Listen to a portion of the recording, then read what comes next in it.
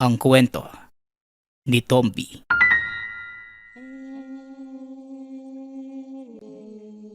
Ang kwentong ito ay hango sa totoong buhay. Mula ito sa isa nating tagapakinig. Karanasan ito ni Onat. Walang eksaktong taon. Probinsya ng Capiz. Nang mga panahong ito, malayo ang tingin ni Mang Narding habang nakatambay sa bakuran. Tahimik ang paligid. Ngunit malakas na nadidinig sa isipan ang boses ng mag-ina na nitong nakaraang buwan lamang na maalam. Dinaramdam hanggang sa mga oras na ito ang sakit ng pagkawala ng mga mahal sa buhay. Ang labis na panghihinayang ay ang katotohanan na isa itong antingero. Ngunit walang nagawa para iligtas ang mga ito laban sa lupit ng aswang. Noong araw na nagbubuntis ang asawa, 2 beses silang sinubok ng aswang. Ngunit hindi ito nagtatagumpay dahil nasa tahanan lamang siya na mga sandaling yun. Kaya madaling naitataboy ang nilalang. Nasundan pa noong 5 buwan ng sanggol. Sa pagkakataong ito, hindi niya nagawang iligtas at pabalik na ng tahanan. Nakita na lamang ang mag-ina na wala ng buhay. Labis ang pagsisisi at panghihinayang. Ilang taon ang kanilang hinintay bago nabiyayaan ng anak. Ngunit sa huli ay mawawala lang. At ang masaklap, pati ang kanyang asawa. Kaya magmula ng araw na yon hindi na niya ninais magtrabaho. Nasa bahay na lamang ito. Mang Narding, magandang umaga po. Bilad ka na po sa init dyan ah. Lumipat ka po rito sa lilim. Sa tindi ng init ngayon, pwede nang ikasunog ng balat at ikahimatay. Naiayos ko na po yung upuan. Lumipat na po kayo rito. Wika ni Onat. Kapitbahay ni Mang Narding. Binatilyong mag-isa na rin sa buhay matapos masawi ang mga magulang sa isang trahedya. Sa lugar nila, sila lamang ang magkakapitbahay dahil pagmamay-ari ng angka ng matanda ang malawak na lupain. Nagmistula na rin kakahuyan dahil hindi na naaalagaan. May dala rin po akong pagkain. Isinabit ko roon sa pinto ng bahay nyo. Pagtsagaan nyo na lang po yun, Mang Narding ha. Bukas, dadayo ako ng bayan para magtrabaho sa munisipyo. Baka makasahod kagad sa hapon. Bibili ako ng mauulam natin. Anong karne kaya yung pwede sa hapunan? Yung lutong may sabaw po sana. Manok o baboy? Tanong ni Ona. Pilit pinupukaw ang atensyon ni Mang Narding. Ngunit nakatitig lamang ito sa malayo. Pagkatapos makalipat ng upuan, hindi na lamang niya kinulit at baka magalit pa. Naupo ito sa tapat at dinama ang simoy ng hangin. Ilang sandali pa ang lumipas. Nagkusang nagsalita ang matanda. Onat, bakit inaaruga mo pa ako? Ang sarili mo na lamang ang atupagin mo. Huwag ka nang magsayang ng oras sa akin. Wika ni Mang Narding. Wala naman pong ibang tao sa paligid kundi tayo lang. Saka parang pamilya ko na kayo, Mang Narding. Noon nabubuhay pa si Aling Cynthia, inaalagaan din naman niya ako Itinuring pa nga na parang anak. Gusto ko lang pong ibalik yung kabutihan ng yumaon yung asawa sa pamamagitan ng pag-aalaga sa inyo. Ngayon kayo na lang mag-isa. Tugon ni Onat. Napabuntong hininga si Mang Narding. Sa katunayan, ayaw nito na may taong umaaligid. Ngunit hindi rin magawang itaboy si Onat dahil wala rin itong pamilya. Tiniis na lamang ang pangungulit ng binata. Baka pag-isipan pa siya ng masama kapag napagsabihan. Iba pa naman ang takbo ng utak ng mga kabataan. Tumatanggap ka na pala ng trabaho galing sa munisipyo. Akala ko ba ayaw mo sa mga tao roon? Tanong ni Mang Narding. Yun nga po Mang Narding. Kaso kung aarte pa ako, magugutom tayo. Isang araw lang namang trabaho yun Matatapos din kagad. May aayusin lang na lugar para sa magaganap na rally bukas ng gabi. Simula na yung kampanya para sa darating na eleksyon Makikita ko na naman yung mga halimaw ng lipunan. Maglilipa na para ipalaganap yung mga walang kwentang plataporma nila. Tugon ni Onat. Mababakas ang galit sa boses nito. Hindi niya masisisi dahil ang aksidente ng mga magulang nito ay may kinalaman sa politika. Ngunit sa kabila nun merong ibang naisip si Mang Narding. Nang banggitin ni Onat ang salitang halimaw at naglilipa na. Nang mga panahong yun, oras din ng paggalaw ng mga aswang. Onat, huwag ka palang magtatagal kung sakaling aalis ka ha. Mahirap na at baka madisgrasya ka pa sa labas. Kung meron bang lalapit na hindi mo kilala at may kung anong sabihin sa'yo, lumayo ka kagad. Maraming pakulo ang mga tao ngayon. Ang iba dyan hindi ordinaryong tao. Babala ni Mang Narding. Hindi ordinaryong tao. Aswang po Salamat po sa paalala. Alam ko na po yun bago nyo pa sabihin. Nakita ko kasi kayo na gumagawa ng langis kahapon Mang Narding, ibig po bang sabihin mapapalaban ka ulit? Tanong ng binata. Abat, naninilip ka na naman sa kubo ko Ikaw talagang bata ka. Nalalaman mo yung ginagawa ko. Huwag mo nang uulitin yon. May mga bagay na dapat ako lang ang nakakaalam. Pasensya na po. Di ko naman sinasadya. Nagkataon lang na pagdaan ko yun yung nakita ko. Siya nga po pala, lalakad na ako ha. Bibisita ako ulit mamaya, Mang Narding. Pagpapaalam ng binata. Nang maiwang mag-isa ang matanda, muli niyang inalala ang nakaraan. Hindi pa rin mapigilan ng galit. Nawasak pa ang maliit na mesang gawa sa kahoy ng hampasin. Malinaw na nakikita sa isipan ang mukha ng aswang na pumaslang sa mag-ina na unti-unting ngumingiti. Alam niyang isa lamang itong ilusyon, gawa ng labis na pag-iisip ngunit pakiramdam niya ay totoo. Kumanda kang hayop ka. Sa susunod na magtagpo ang landas natin, sisiguraduhin kong ibabaong kita ng buhay. Wika ni Mang Narding. Pagsapit ng gabi ay dumating na si Onat. May dalang pagkain at iilang prutas. Pinagsaluhan nila ito sa hapunan. Hindi naman maiwasang magtanong ni Mang Narding. Dahil sa dami ay malaking salapi rin ang magagastos. Wala kang trabaho, pero ang dami mong binili, Onat. Anong diskarte ang ginawa mo? Baka mamaya may kalokohan ka ng pinasok ha? Di po Mang Narding. Nagpunta po ako sa pamilihan kanina para makabili ng kaunting bigas. Tama namang nakasalubong ko si Tia Midret. Kapatid ni nanay. Mayaman yun Naawa sa akin kaya binigyan ako ng pera. Binili ko nito para naman makakain din na masarap kahit minsan. Siya nga po pala.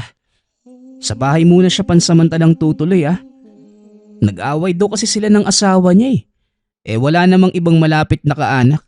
Ako lang. Ayos lang po kaya yun, Mang Narding? Tanong ni Onat. Bakit ako ang tinatanong mo? Hindi naman yan sa bahay ko tutuloy, tama ba?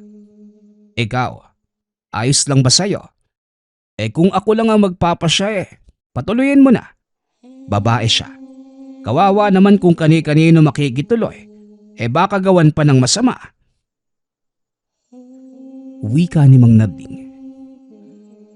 Sinabi ko naman po sa kanya na pwede siyang tumuloy sa bahay anumang oras niya gustuhin. Bukas pa darating. Kasi kinakailangang magpakonsulta sa doktor. Nagdadalang tao po Wika ni Onat. Diretsyong napatitig si Mang Narding sa kanya. Ilang sandaling natigilan. Hindi inaasahan na buntis ang manunuluyan. Yun naman pala Dapat mo siyang tanggapin dahil mas delikado sa panahon ngayon ng mga buntis. Wika ng matanda. Nagsimula na ring kabahan dahil kasagsagan na ng paglipana ng mga aswang. Kagaya ng sinabi ni Onat, nakituloy nga sa tahanan ang tiyahin nitong buntis. Hindi pa gaanong malaki ang tiyan kahit 7 buwan dahil panganay pa lamang. Binalaan din ito ni Mang Narding na kung maaari ay huwag dalasan ng paglabas. Sa lugar nila ay marami ding mga elemento sa tabi-tabi. Hindi man malakas ang banta sa tao, ngunit gusto lamang makasigurado. Mang Narding, nang bibiktima po ba ng buntis yung mga elemento? Kagaya ng engkanto at saka duwende? Yan lang naman po yung nadidinig ko dito sa lupain nyo, hindi ba?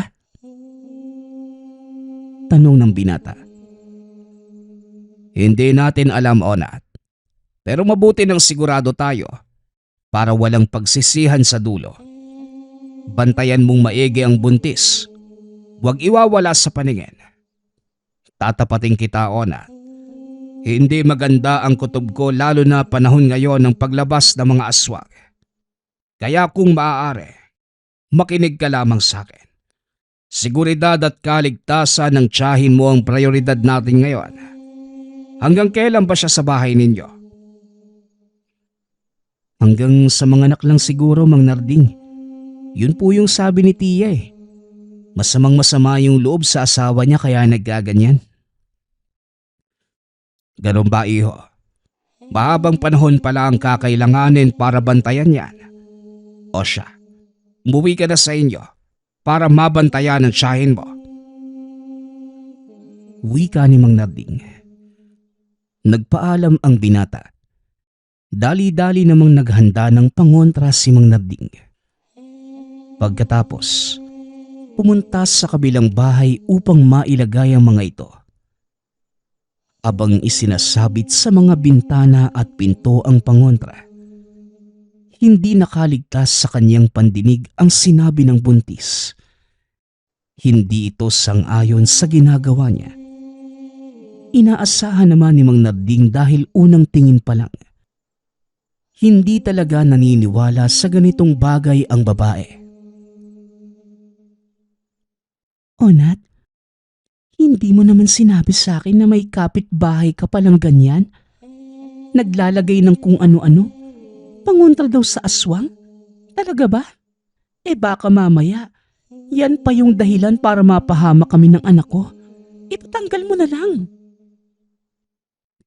Wika ni Tia Mildred. Tia, huwag ka naman pong ganyan kay Mang Narding. Kung hindi niyo po na itatanong, isa po siyang antingero. Taong malawak yung kaalaman pagdating sa lihim na karunungan. Gumagawa siya ng paraan para ngayon pa lang maitabo yung masasamang loob na magtatangka sa buhay niyo at ng anak niyo. Para sa ikabubuti niyo po yan, Tia. Tugon ni Onat. Ay nako, basta hindi ako naniniwala sa ganyan. Anong taon na ngayon, no? Tapos nananatili pa yung paniniwala sa aswang-aswang? Lumang tao ba siya? Noong nakaraang dekada lang nauuso yung nilalang na yan. Hindi na ngayon, no? Tia, kung makapagsalita naman kayo, wala naman pong mawawala kung magtitiwala tayo sa ganito. At saka kilala ko si Mang Narding. Mabuti ho siyang tao. Walang ibang hangad kundi maging ligtas yung mga kasama laban sa kung anong nilalang. Hayaan na lang po natin. Ako nang bahala rito. Muling wika ng binata. Natahimik ang buntis. Pumasok ng kwarto para magpahinga. Hindi nilagyan ni Mang Narding ng pangontra ang tulugan nito dahil nahihiya siyang pumasok. Masama pa naman ang tinginan ng babae sa kanya. Si Onat na lamang ang inutusan. Yung bahay meron na. Sa sala, sa kusina. Ito ilagay mo sa ilalim ng higaan niya. Ikaw na para hindi mas lalong sumama yung tingin sa akin. Kung sakaling may mapansin kang kakaiba sa paligid, tawagin mo kagad ako. Pakisabi rin sa tiyahin mo na maghinay-hinay sa pagtulog. At dapat patagilid. Huwag patihaya. Bigyan mo ng kumot. Yung pula o kulay itim sana. Bili ni Mang Narding bago tuluyang umalis ng tahanan. Nang makauwi na siya, hindi maiwasang tutukan ang katapat na tahanan. Madilim na ang paligid at habang lumilipas ang sandali, bigla na lamang lumakas ang kabog ng dibdib. Kapag ganito, alam niyang may mangyayaring masama. Diyos ko, huwag naman sanang maulit ang nangyari noon. Wika ni Mang Narding. Napabuntong hininga ito. Muli na namang naisip ang nangyari sa mag-ina. Habang tanaw ang kabilang bahay, inihahanda rin ang mga kagamitan kung sakaling biglang lilitaw ang anumang uri ng aswang. Marami na itong lahing nakaharap at hindi nalalayong bagong mukha na naman ang makakainkwentro. Ilang lahi ng halimaw na ang dumarayo sa lugar na pare-pareho ang layon. Makalipas ang ilang sandali, bumigat ang ihip ng hangin. Wala namang nababalitang masamang panahon. Ngunit may hatid itong banta. Lumabas si Mang Narding upang makita ang buong paligid. Bitbit niya ang debateryang flashlight na umaabot sa tahanan ni Onat ang ilaw. Ilang beses itong itinutok doon para makasiguradong walang halimaw na lumapit. Maya-maya pa, lumabas si Onat at may kung anong isinesenyas. Hindi niya maintindihan kaya hinihintay ang paglapit nito. Mang Narding, pakipatay po ng ilaw niyo. Gising pa po si Tia Mildred Nasisilawan siya. Ang lakas po ng ilaw niya na. Tumatagos po yung liwanag sa dingding. Bagong bili niyo lang? Tanong ni Onat. Hindi. Bigay lang ng kasamahan ko dati sa construction. May naramdaman kasi ako na ihip ng hangin ngayon Kaya lumabas para tumingin. Gising ka pa pala. Mabuti yan para mabantayan ang buntis mong kasama. Tugon ni Mang Narding. Ang totoo niyan, hindi ho talaga matutulog. Ilang tasa ng kape na nga yung nainom ko para itabo yung antok. Nababahala po kasi ako sa kalagayan ni Tia Mildred Dito pa naman sa lugar natin. Mahirap malaman kung may aswang sa paligid. Lalo na ako na walang alam.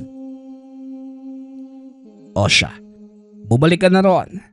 Iniwanan mo pang mag-isa yung tiyahin mo. Wika ni Mang Narding. Bumalik na si Onat sa tahanan. Si Mang Narding naman ay naupo sa bakuran.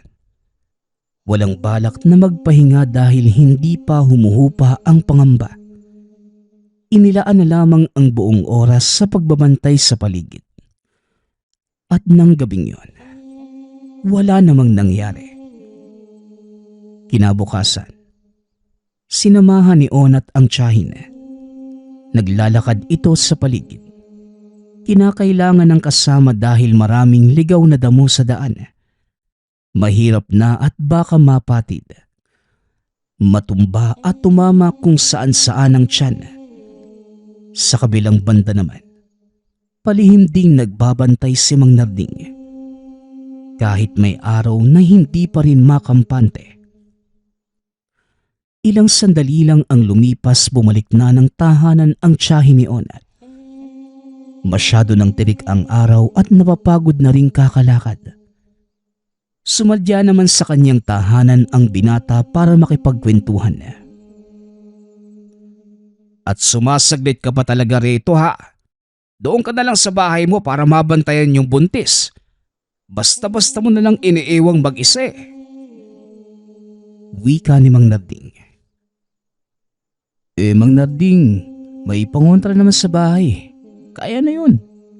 De, biro lang. Mataas pa naman po yung sikat ng araw kaya wala pa sigurong aswang ngayon.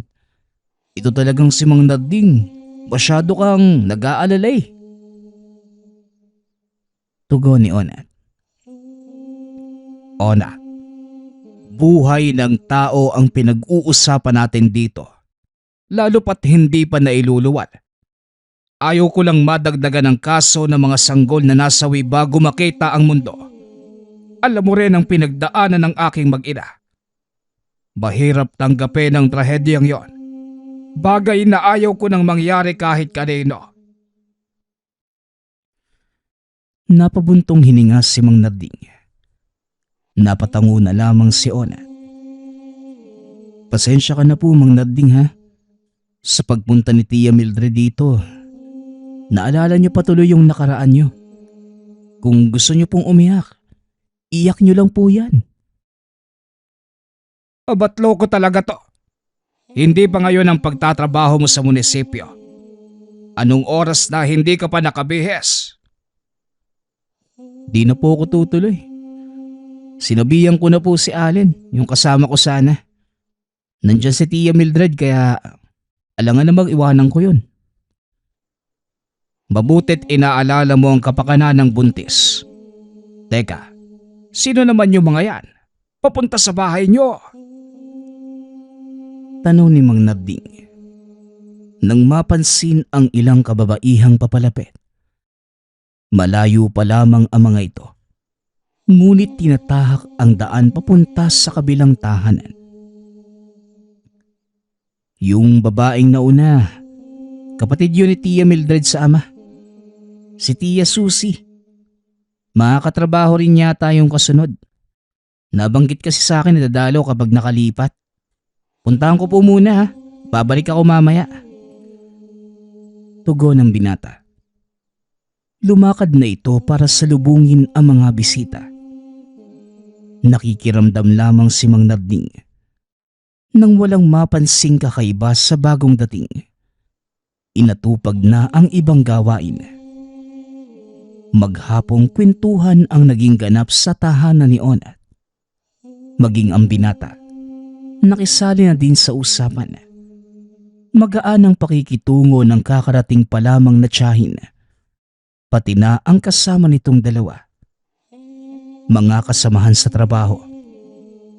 Umalis din ang mga ito pagsapit ng hapon. Mang Narding, ito po ulam mo. Dinuguan at saka adobong manok. Bigay po yan ng katrabaho ni Tia Susie. Marami kasi kaya naisipan kong dalhan ka. Nagapunan ka na po ba? Tanong ni Onat. Siya na rin mismo ang naglapag ng ulam sa lamesa. Kakatapos ko lang. Ilagay mo na lamang dyan sa kusina. Maraming salamat, ha. Tugon ni Mang Narding. Hindi na nag-abalang lumingon dahil nakatutok sa paglilinis ng mga kagamitan. O Mang Narding, teka, ngayon ko lang ulit nakita yung punyal na yan, ha. Di ba, yan po yung gawa sa sungay ng kalabaw? Mukhang handa ka na ulit makipagbakbakan sa mga nilalang, ha. Nakahanda ka na eh. Hindi tuloy ako makapaghintay na makita kayo makipagtuos. Ang lupit po kasi ng mga galawan nyo eh. Nililinis ko lang, Ona. Kinapitan na ng alikabok. Nakahanda na rin ito para kung sakaling may maglakas loob diretso na. Siya nga pala, kumusta ang mga bisita mo?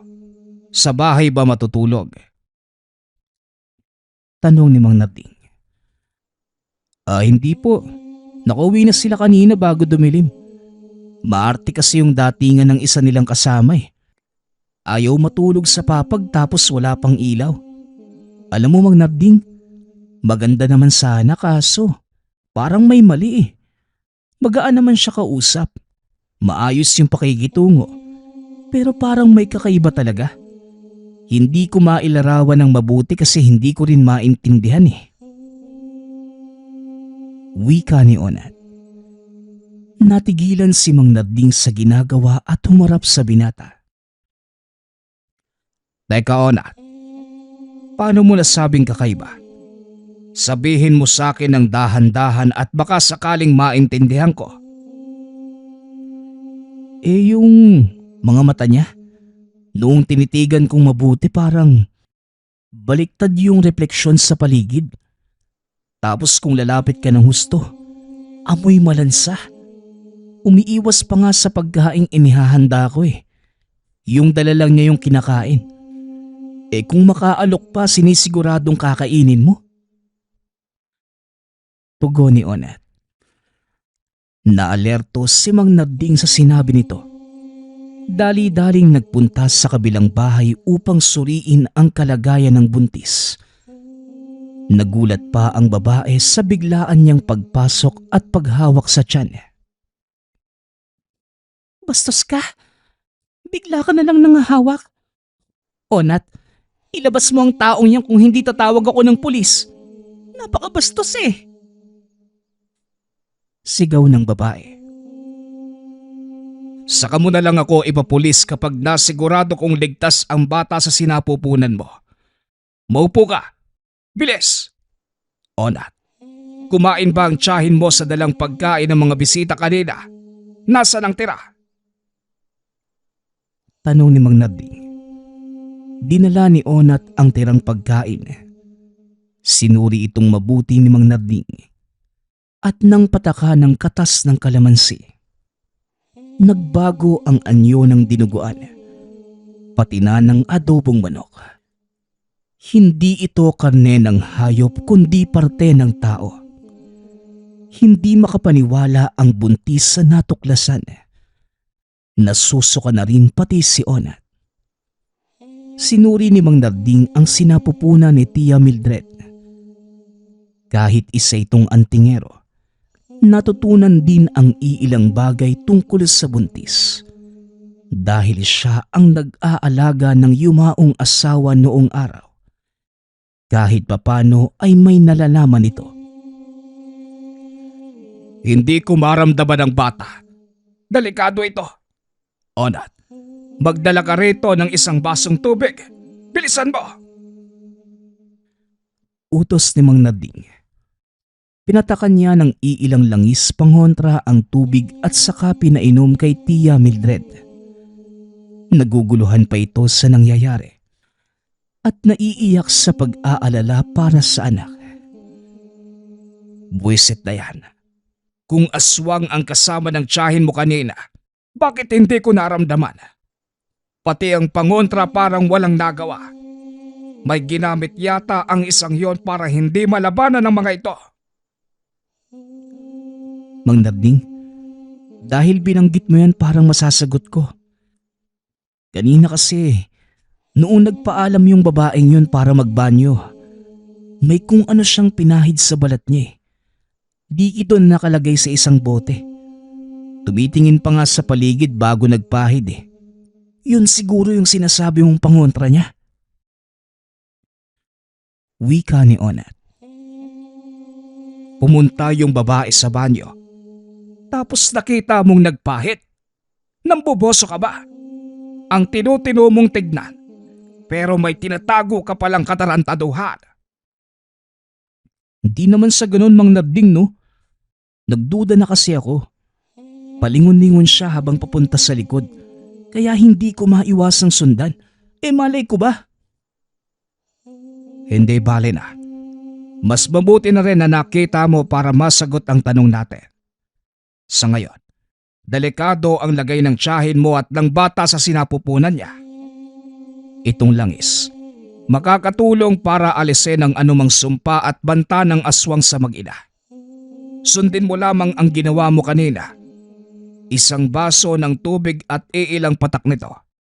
Uuwi muna ako ng bahay para alamin kung ano pa ang nakalagay sa pagkain. Magbantay kang maigi. Bili ni Mang Narding. Umuwi na ito at sinuri ang hinatid na pagkain ni Ona. Atay ng tao ang nagbabalat kayong dinuguan.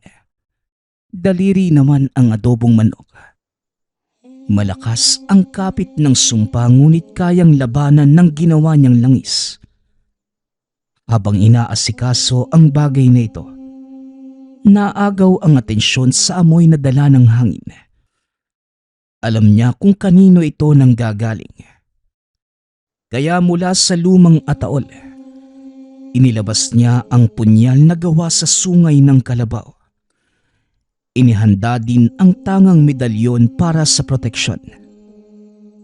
Paglabas pa lamang ay natuntun na ang pinagtataguan ng aswang. Nagtatago sa mayayabong na halaman sa hindi kalayuan. Maingat na lumapit si Mang Narding. At nang sandaling makatsyempo, hindi niya tinigilan sa pagwasiwas ang punyal. Mabilis itong nakabawi. Lumaban. Ngunit walang nagawa sa puwersa ng antingero. Makalipas lamang ang ilang sandali. Bumulagta na lamang ito. Napahugot ng hininga si Mang Narding habang tinititigan ang katawan ng aswang. Puno ito ng hiwa at labis ang pagdurugo ng mga sugat. Ngunit sa kabila nun, buhay pa rin. Dahan-dahang gumagapang para tumakas. Hindi ikaw ang aswang na nambiktima sa mag-ina ko. Pero kalahi mo pa rin yon.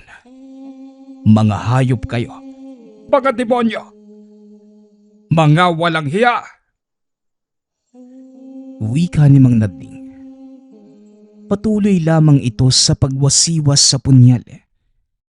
Inilabas ang lahat ng galit sa pamamagitan na rin ng pagsigaw.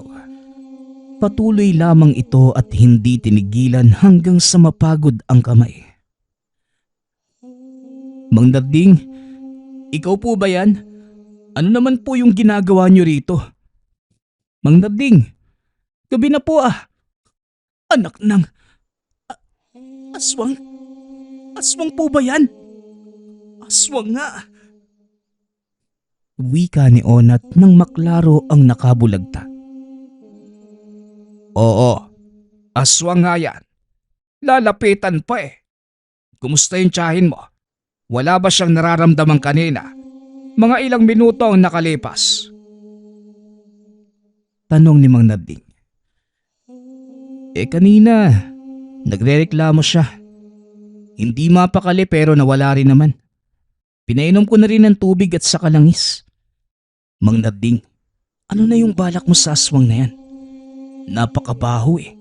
Hindi ko man lang nasaksihan kung paano mo nilabanan. Doon ka na nga. Balikan mo yung buntis at baka mapano. Iniwan mo na namang mag-isa eh. Alis na! Pagtaboy ni Mang Narding. Pagkaalis ng binata, inasikaso kagad ang bangkay ng nilalang. Naganap ng lugar kung saan may liligpit ng maayos. Bumalik na rin sa tahanan pagkatapos. Nang sumunod na araw, naging bantay sarado ni Mang Narding at Onat ang paligid. Pinuntahan din nila si Tia Susi para ipaalam ang nangyari sa kapatid. Nalaman din na hindi na mahagilap ang babaeng katrabaho, yung aswang na ng biktima. Binanggit din ni Mang Narding ang tungkol dito at hindi makapaniwala sa katotohanan. Mabuti naman ito at matagal na nilang kasama sa trabaho. Syempre, kailangan din nilang mamuhay kagaya natin. Hindi lang siguro nalabanan ang tukso ng mga sandaling yon. Baka nauuhaw at nagugutom na sa laman ng tao. Sa susunod, huwag na lamang kayo kagad magtitiwala. Wika ni Mang Nading. Sinamahan nila si Tia Mildred hanggang sa nanganak ito. Sila pa ang nag-alaga sa bata sa loob ng ilang araw bago bumalik sa pinanggalingang lugar. Naging mabuti na rin ang relasyon nito sa asawa. At dahil sa nangyari, kahit papano, gumaan ang pakiramdam ni Mang Nagding nang makapuksa ng aswang. Inisip na lamang na yun ang nilalang na pumatay sa kanyang mag-ina. Sa pamamagitan nito, nabawasan ang bigat na daladala sa loob ng mahabang panahon. Ang susunod nating kwento ay mula sa isa nating tagapakinig. Taong 1982. Mabinay, Negros. Si Raprap ay abala tuwing dadating ang panahon ng Setyembre. Nangangalap ito ng mga gagamba. Sa edad 15, lahat na ng mga libangan noon ng mga kabataan ay naranasan ng binata. Ngunit gagamba talaga ang kinawiwilihan. Sa mga batang pinanganak ng dekada 80, alam nila na tuwing Setyembre ay tanyag ang kapistahan ng bais. Setyembre 10, ang pinakaiintay ng mga kabataan. Dumadayo pa ang mga ito sa ibang lugar upang paglabanin ang mga nahuli. Ayon sa binata, labis itong nakapagbibigay saya sa kanya. Malakas pumusta si Raprap, kaya naman pinipili niya talaga ang mga kalidad na insekto. Inilalaban niya yung malalaki at sobrang tapang. Itinuring na niyang manok ang mga alaga. Ngunit hindi niya inaasahan na dahil lamang sa kinaaaliwan, yun pala ang magiging dahilan ng matinding pagbabago sa pananaw ng binata, pati na rin sa buong pagkatao. Naaalala pa noon ni Raprap, kung hindi siya nagkakamali, huling linggo yun ng Agosto, nagkayayaan ng mga kaibigan niya na manguha ng gagamba. Kapuputok pa lamang ng araw at mamasa-masa pa ang mga damo dahil sa hamog. Hindi sanay si Raprap na may kasama. Ayon sa kanya, maingay ang mga ito at isa pa, maaaring mag-unahan pa sila sa paghanap ng gagamba. Kaya mas pinili ng binatang mapag-isa na lamang. Inuna niyang puntahan ang sariling sakahan at taniman ng mais. Madalang na ang mga gagamba ng mga oras na yon, at tila may naghanap na doon kagabi. Nagkalat pa ang mga bakas ng sirang sapot. Kaya napagpasyahan ng binatang pumunta na lamang sa pulang lupa. Medyo may kalayuan ito sa kanila at bihira lamang ang nagpupunta sa lugar. Dahil ayon sa mga haka-haka, pinapamahayan ito ng kakaibang nilalang.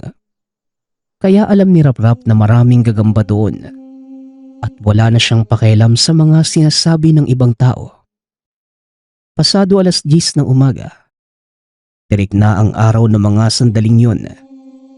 Kaya hapong-hapo si Raprap at basa na ng pawis. May baon naman itong tubig at kanin na binalot sa dahon ng saging. Kaya kampante siya kahit matagalan man sa lugar. Habang papalapit sa pulang lupa, may ilan namang nakalap na gagamba si Raprap. Halos mapuno na niya ang sisidlan. Kaya kumuha ito ng tangkay ng saging at ginawa itong lalagyan. Nasa pagitan siya ng dalawang matarik na bundok. Binabaybay ang maliit na sapa. Hanggang sa may nakita siya na isang kubo hindi kalayuan sa kinatatayuan. Pansin niyang malinis ang paligid. Kaya inisip kagad ng binata na may taong nakatira sa lugar. Ngunit gawa ng nakaramdam na ng pagod at gutom si Raprap, Napagpasyahan niyang makisilong muna sa kubo. May nakita ito na isang tao na halos sing edad niya. Nakasilip doon sa bintana. Kinawayan pa ito ng binata.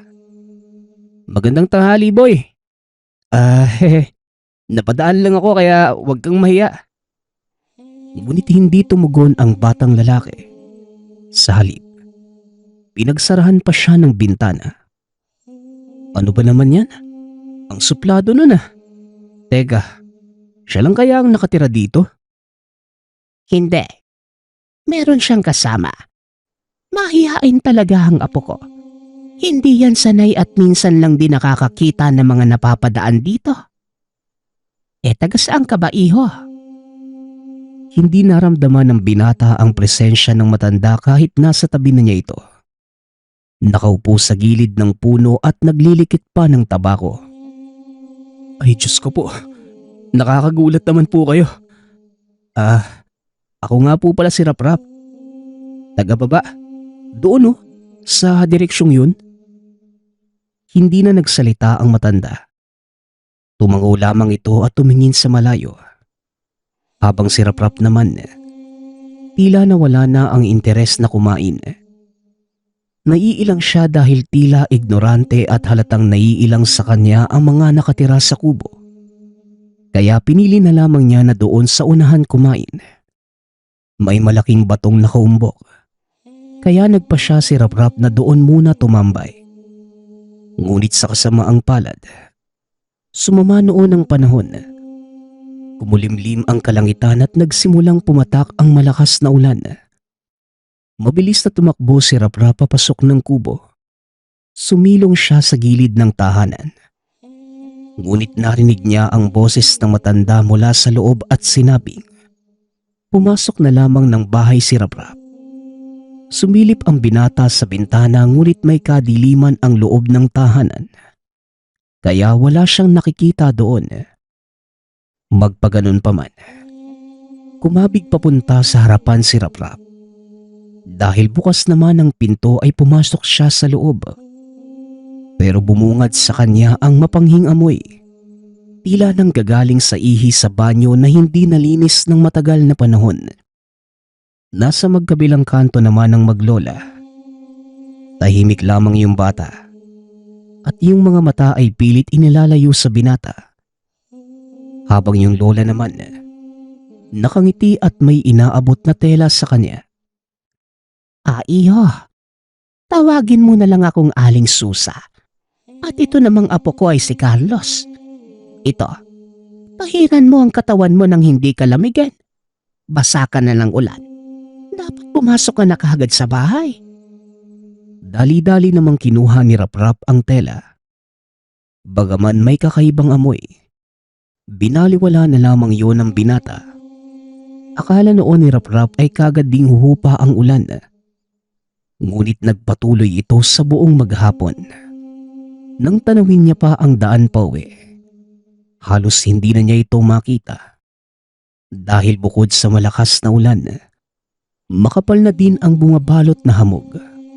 Hindi naman sila nag-uusap sa loob ng tahanan. Kapwa sila nag-aantay sa pagtila ng malakas na ulan hanggang sa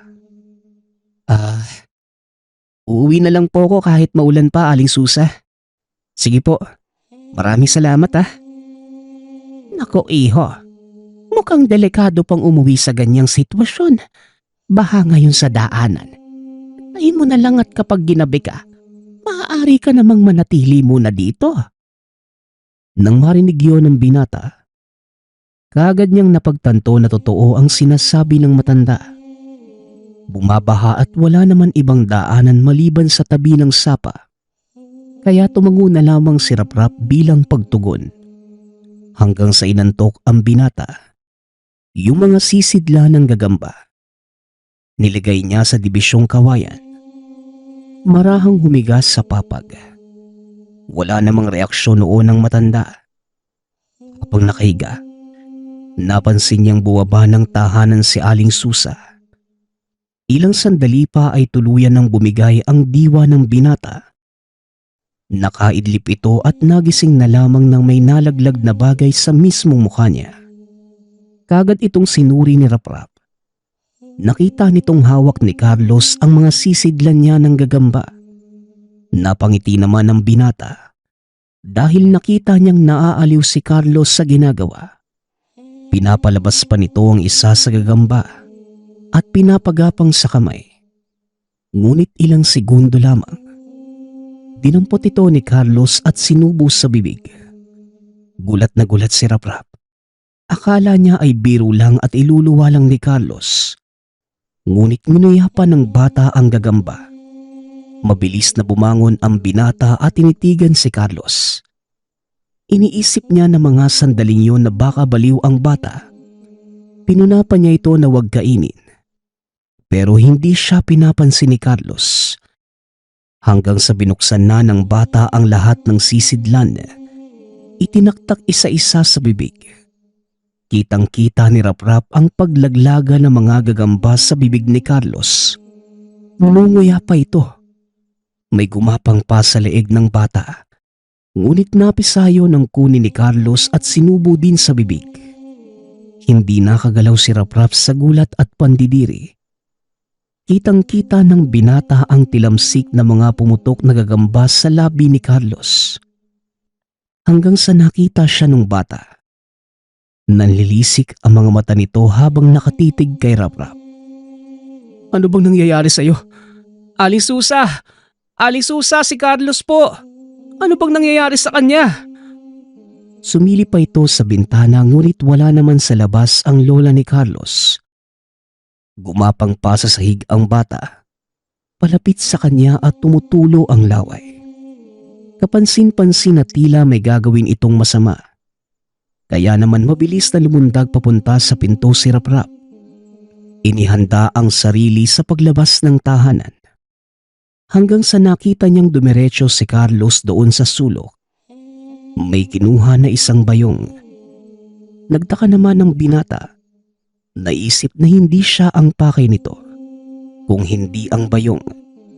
Ngunit laking gulat niya nang may dinukot si Carlos. Isang supot na tila laman ng hayop.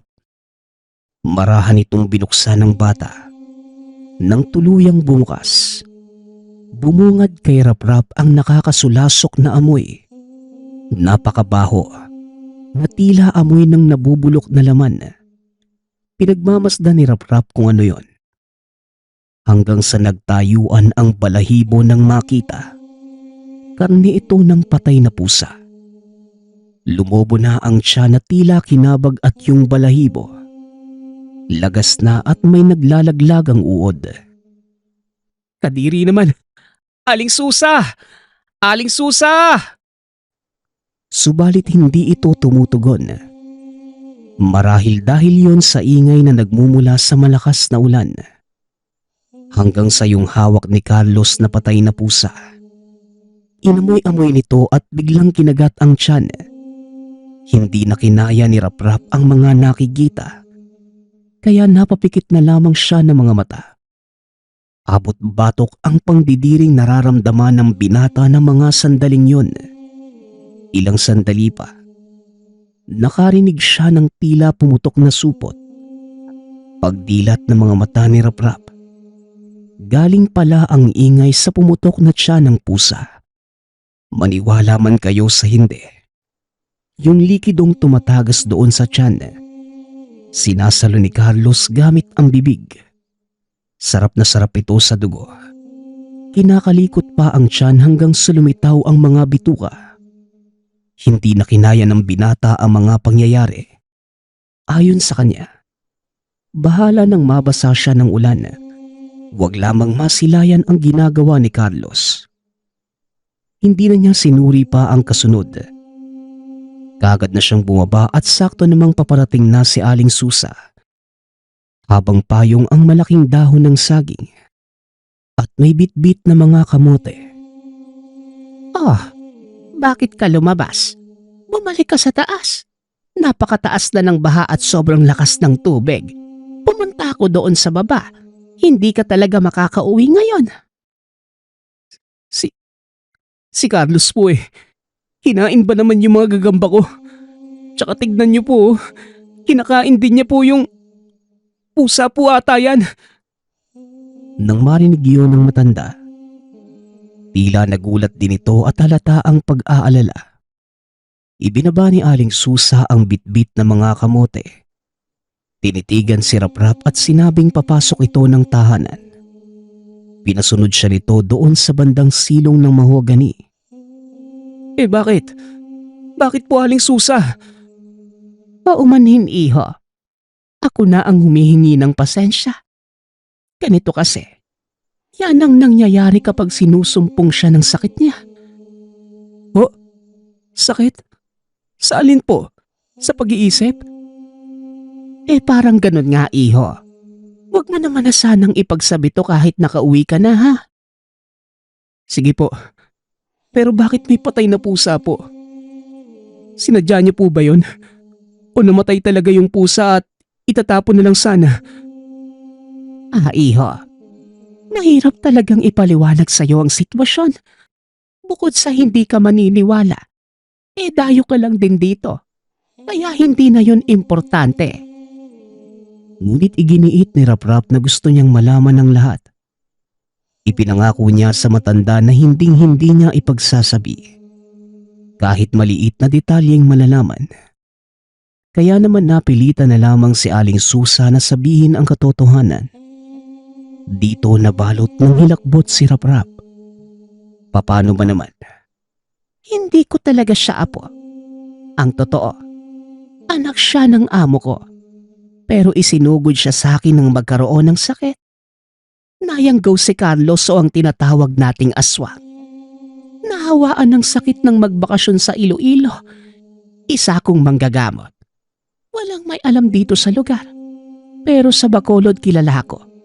Dito ko nga lang napiling manatili muna para makaiwas sa gulo na maaaring gawin ni Carlos habang sinasagawa ko ang gamutan. Dagdag nito, hindi niya inaasahang susumpungin si Carlos.